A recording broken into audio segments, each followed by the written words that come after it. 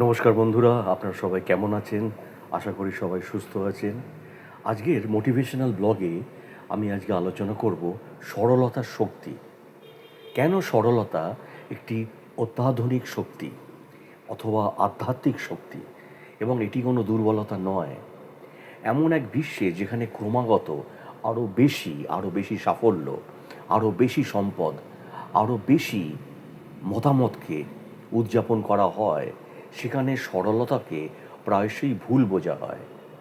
একে কখনো কখনো অভাব, সীমাবদ্ধতা বা এমনকি ব্যর্থতা হিসাবেও দেখা হয়। অনেকেই নিশ্চিত থাকেন যে সরলতাকে বেছে নেওয়ার অর্থ হলো ক্রমেই বা কমেই সন্তুষ্ট থাকা অথবা উচ্চাকাঙ্ক্ষা থেকে পিছিয়ে আসা। তথাপি বিভিন্ন ঐতিহ্যের আধ্যাত্মিক জ্ঞান এক সম্পূর্ণ ভিন্ন দিকে আমাদের নির্দেশ করে। সরলতা মানে অনুপস্থিতি নয়, এটি স্বচ্ছতা, ট্রান্সপারেন্সি। এটি দুর্বলতা নয়, এটি এমন এক শক্তি যা নিজেকে প্রমাণ করার প্রয়োজন বোধ করে না। যারা আধ্যাত্মিক পথে চলেন তারা ক্রমান্বয়ে উপলব্ধি করেন যে জটিলতা শক্তি নিঃশেষ করে দেয়। পক্ষান্তরে সরলতা তা পুনরুদ্ধার বা রিকভারি করে। বাহ্যিকভাবে যা ক্ষুদ্র বলে মনে হয় আমাদের কাছে, তার মধ্যেই প্রায়শই গভীর আভ্যন্তরীণ শক্তি নিহিত থাকে। আধুনিক বিশ্ব উদ্দীপনার ওপর নির্ভর করে চলে। তথ্য দ্রুত গতিকে ছড়ায়, প্রত্যাশা ক্রমাগত বাড়তে থাকে এবং তুলনা করা অনিবার্য হয়ে উঠেছে। এমন পরিবেশে সরলতা অস্বস্তিকর মনে হয়, কারণ তা আমাদের গতি কমিয়ে আত্মদর্শন করতে বলে। মন প্রায়শই সরলতাকে একঘেয়েমি বা স্থবিরতার সমার্থক বলে মনে করা হয়। এটি ভয় পায় যে অবিরাম কর্মতৎপরতা বা সঞ্চয় ছাড়া জীবন অর্থহীন হয়ে পড়বে। কিন্তু এই ভয়টি সত্য থেকেই নয়, বরং পারিপার্শ্বিক ধারণা থেকে উদ্ভূত। আধ্যাত্মিক জীবন এই বিশ্বাসকে নম্রভাবে চ্যালেঞ্জ করে। এটি দেখায় যে জীবনের অর্থ সঞ্চয় থেকে আসে না, বরং সচেতনতা থেকে আসে, কনসাসনেস থেকে আসে। আভ্যন্তরীণ সামঞ্জস্য হিসাবে সরলতা আমাদের জীবনে কাজ করে। প্রকৃত সরলতা ভেতর থেকেই শুরু হয়।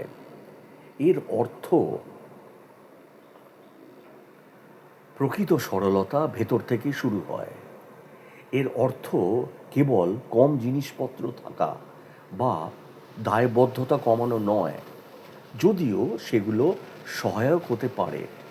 অন্তরের সরলতার অর্থ হল উদ্দেশ্যের স্বচ্ছতা এবং মনের স্থিরতা। যখন হৃদয় বুঝতে পারে কোনটা সত্যি গুরুত্বপূর্ণ, তখন অপ্রয়োজনীয় আকাঙ্ক্ষাগুলো খসে পড়ে। সিদ্ধান্ত নেওয়া সহজ হয়ে যায়, জীবনকে কম খণ্ডিত মনে হয়। এই আভ্যন্তরীণ সামঞ্জস্য এক ধরনের নীরব আত্মবিশ্বাস তৈরি করে আমাদের জীবনে, যা বাহ্যিক স্বীকৃতির উপর নির্ভরশীল নয়। সরলতা মনোযোগ বাড়ায় এবং মনোযোগ শক্তি যোগায়। জটিলতা প্রায়শই অগ্রগতির ছদ্মবেশে আসে।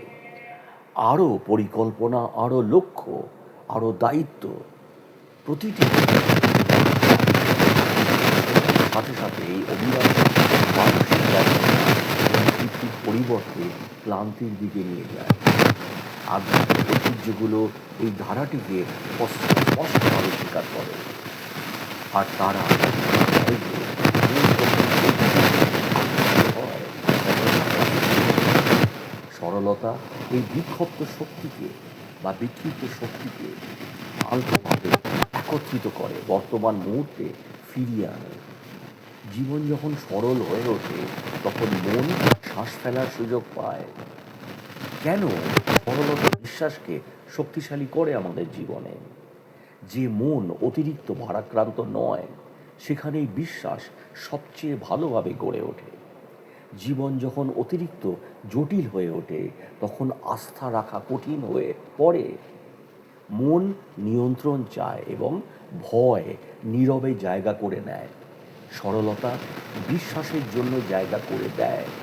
এটি সেই সব কোলাহল কমিয়ে দেয় যা অন্তরেও নির্দেশনাকে চাপ দেয়। বিক্ষিপ্ততা কমে গেলে হৃদয় বিশ্বাস, কৃতজ্ঞতা এবং আত্মসমর্পণের প্রতি আরও বেশি গ্রহণশীল হয়ে ওঠে। এটি মানুষকে নিষ্ক্রিয় করে না, বরং এটি তাদের বাস্তববাদী করে তোলে। সরলতা মানে জীবন থেকে নিজেকে গুটিয়ে নেওয়া নয়, এটি সাধারণ ভুল ধারণা। সরলতা মানে দায়িত্ব, যা জাগতিক ব্যস্ততা থেকে দূরে থাকে। প্রকৃতপক্ষে সরলতা জীবনকে আরও গভীর অংশগ্রহণের সুযোগ করে দেয়, কমিয়ে দেয় না। যখন অতিরিক্ত আকাঙ্ক্ষার পরিবর্তে স্বচ্ছতা দ্বারা কাজ পরিচালিত হয়, তখন প্রচেষ্টা আন্তরিক ও উদ্দেশ্যপূর্ণ হয়ে ওঠে। কাজে মনোযোগ সহকারে করা হয়, সম্পর্কগুলোতে উপস্থিত বুদ্ধির পরিচয় দেওয়া হয় এবং সিদ্ধান্ত সচেতনতার সাথে নেওয়া হয়।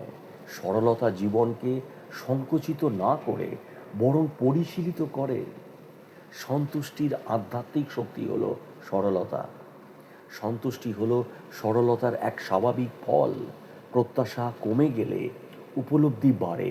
হৃদয় তখন যা নেই তার পরিবর্তে যা আছে সেদিকেই মনোযোগ দিতে শুরু করে।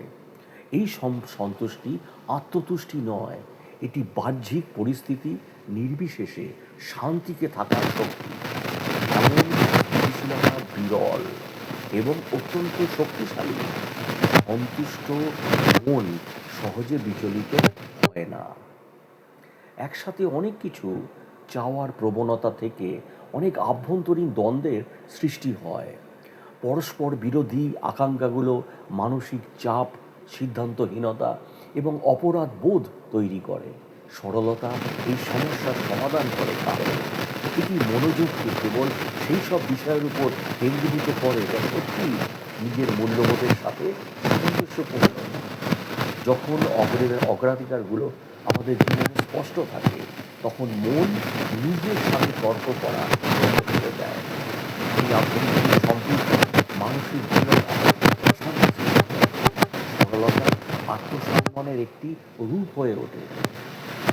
আধ্যাত্মিক সরলতা হঠাৎ করে নয়, বরং সুন্দরভাবে কোনো কিছু ছেড়ে দেওয়ার শিল্প শেখায়।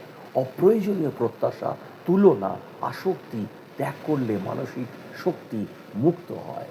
এর মানে উদাসীনতা নয়, এর মানে হলো আঁকড়ে না ধরে যত্ন নেওয়া, নিয়ন্ত্রণ না করে ভালোবাসা, ফলাফল নিয়ে অতিরিক্ত চিন্তা না করে কাজ করে যাওয়া। এই ধরনের ভারসাম্য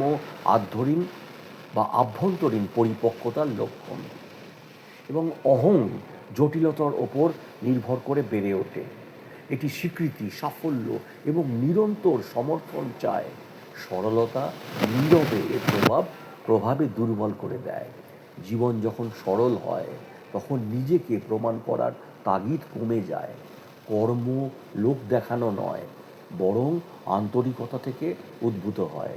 এটি বিনয় তৈরি করে, তবে তা কৃত্রিম বিনয় নয়, বরং আত্মসচেতনতার বা সেলফ কনসাসনেস প্রথিত এক স্বাভাবিক বিনয়।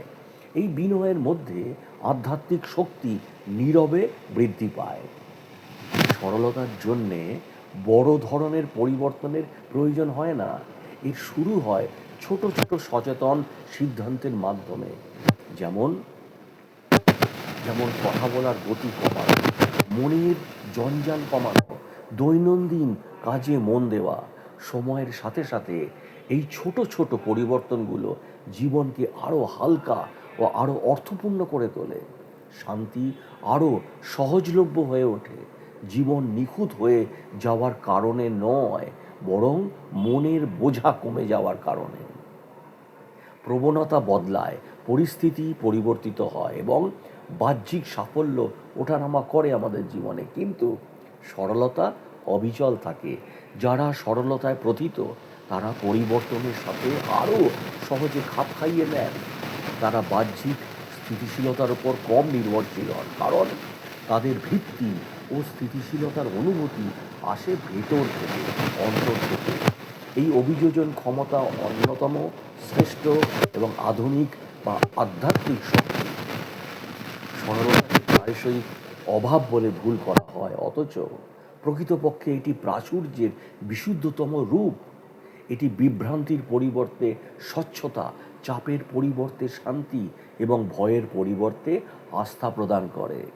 সরলতা বেছে নেওয়ার অর্থ জীবন থেকে মুখ ফিরিয়ে নেওয়া নয়, এর অর্থ হলো সচেতনতা এবং ভারসাম্যের সাথে জীবনে প্রবেশ করা। এমন এক বিশ্বে যা প্রতিনিয়ত আরও বেশি কিছু চায়, সরলতা নীরবে আমাদের শেখায় যে অল্পতেই আমাদের প্রয়োজনীয় সব কিছু ভরে যেতে পারে। যদি আপনি স্বচ্ছতা, ভক্তি এবং অন্তরের শক্তির উপর ভিত্তি করেন, একটি আধ্যাত্মিক পথ অন্বেষণ করতে চান, তাই আপনারা সরলতা বা সিম্পলিসিটিকে নিয়েই জীবনে চলতে পারেন, কারণ আমার মতে simplicity is the ultimate sophistication in year life. ভালো থাকবেন, সুস্থ থাকবেন। আমার মোটিভেশনাল চ্যানেল যদি ভালো লাগে, প্লিজ চ্যানেলটিকে সাবস্ক্রাইব এবং শেয়ার করে দেবেন।